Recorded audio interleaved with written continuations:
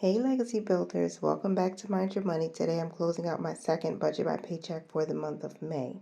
If you're new here, my name is Tasha. I'm a wife and a mother of 4 children. We are budgeting our way to financial freedom. My husband gets paid 5 times this month, so this is paycheck budget closeout 2 of 5. The top priority is Matthew 7 verses 24 and 26, and back to school and summer are our top savings categories. Now, for our actual income, we're working with $11.46 and 49 cents. And since I do a zero-based budget, I'm going to give every single one of those dollars an assignment. So that's the total cost of our expenses. So my budget by paycheck is broken down into 6 different buckets. And that's giving, savings, investing, cash expenses, bills, and variable expenses, and then purpose funds. I'll do my best to keep track of the budget using my calculator. So for all my visual friends, you can see where we're going with this. $115 is the first allocation to our giving, and we do give a tithe every single week when we get paid. Savings is going to be $120 just as we planned because we're focused on saving in those 2 areas I mentioned, back to school and summer. Since we're getting close to the summer right now, we want to have some money set aside for things that we'd like to do with the children. Investing is a little bit different if you've been here before. We were just putting money towards my Fidelity IRA, but we have a new investment that we're working on. So that new investment is getting $20 a week until further notice for a total of $35 to be invested this paycheck. And then we have cash expenses. So I pull out cash to take care of some household items, to take care of challenges that we're working on. And then I have this new series called $5 Mondays on Tasha's Money and Stuff. That's my second channel. That money is basically saved for my children and some of our variable expenses that we use in cash, like traveling and vacation. I'm not going to be able to plan for $5 Mondays every week. I usually just see if there's any extra money that we can pull from the budget or from our checking account and take that to do some extra savings with. Now for the big kahuna, bills and expenses. The mortgage account, we plan to send $380 over there. And we have $806 left to allocate, but we could only send $100. So I'm going to transfer $100 to the mortgage account, and then to the bills account, we're sending $200. Now we had to reduce what we send to the mortgage because our national grid gas bill, this is for like gas, heating, cooking gas. We haven't had a bill in 2 years, and we finally got one because we've had a massive credit with them. So I spoke about this in my previous video. What we decided to do is send $56 a week for the next 3 weeks to take care of that new bill. And then the bill is $168. It's actually less than $168, but I rounded up so I can try to get ahead of it. And so we're adding an additional $56 to the bills account. $200 is set aside for food, which is groceries. Gas is $20, household is $21. Debt is getting $22, and we're going to have a balance forward of $16.49. The car loan is getting $120, and MetroCard is $35. Now for this balance forward, right? I'm pretty meticulous when it comes to the budget. I like to track every single cent.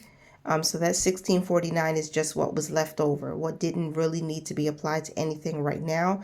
So I'm going to try my best to put that money to the side and be able to use it in next week's budget.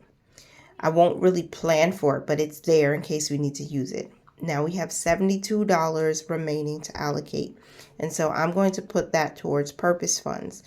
My purpose funds, the 3 of them that I'm focused on outside of our top priority savings is annual bills, entertainment, and family savings.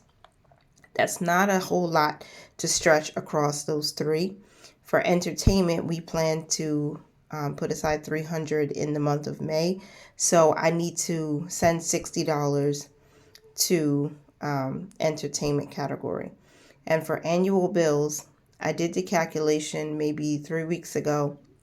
After we paid our Costco membership for the year, we need $12 a month to go into that fund so we can pay it in full next year. But I'm trying to send $12 per week to see if we can just, get ahead of it and then hopefully re-enroll in Prime membership. Because I didn't share this before, but our Prime membership was canceled because our budget is a little tight this season. But I'm hoping that if we can save up the money in our annual bills fund, we can, restart Prime next year because we like Prime and we use it. So that's where the $72 went, and we have a zero base budget. So the total cost of our bills and variable expenses is $739.49. Purpose funds is $72. Cash is $70, investing $35, savings $120, giving $115. And so I'm just writing out the number here that we closed out a budget with $0 left to allocate. And I love a good zero-based budget. So I'm going to find out if I allocated everything correctly. So for my visual friends, once again, I'm subtracting all of the buckets from the income that we used. And boom, that's your zero-based budget. All right, so now we do percentages. I like to track to see how much we have given, how much we have saved, and how much we have invested so far for the month. Now, when you see me kind of fumbling with the calculator here, it's because my baby girl wanted to sit in my lap and I couldn't tell her no. So I'm trying to manage it with one hand, calculating and writing. But we did give 10% with this paycheck. And for savings, I'm just using the savings bucket. I'm not counting the purpose funds at the bottom. So $120 is what we set aside for saving. Dividing that into the income and then multiplying it by 100 gives me an accurate percentage, which is 10.4. Technically it's 10.5, but we'll round down to 10.4. I'm actually happy with 10.4%. I think that's not too bad. My target for investing is 6%. Of course, it's not going to be that right now because that's not a priority, but we're still doing it. So 3% of this budget went towards investing. The numbers aren't bad. Giving and saving, not too bad. So before you go, two things I need to do. I need to explain the balance forward, and I need to update my saving tracker to Save 600 challenge. Again, this balance forward is $16.49. I put that aside into a separate account to see if we can add it to next week's budget, next week's paycheck budget. I'm pretty meticulous about it. You may not see me use that money, like plan for it, but it's there in case we need it. But now I'm going to update my Save 600 tracker.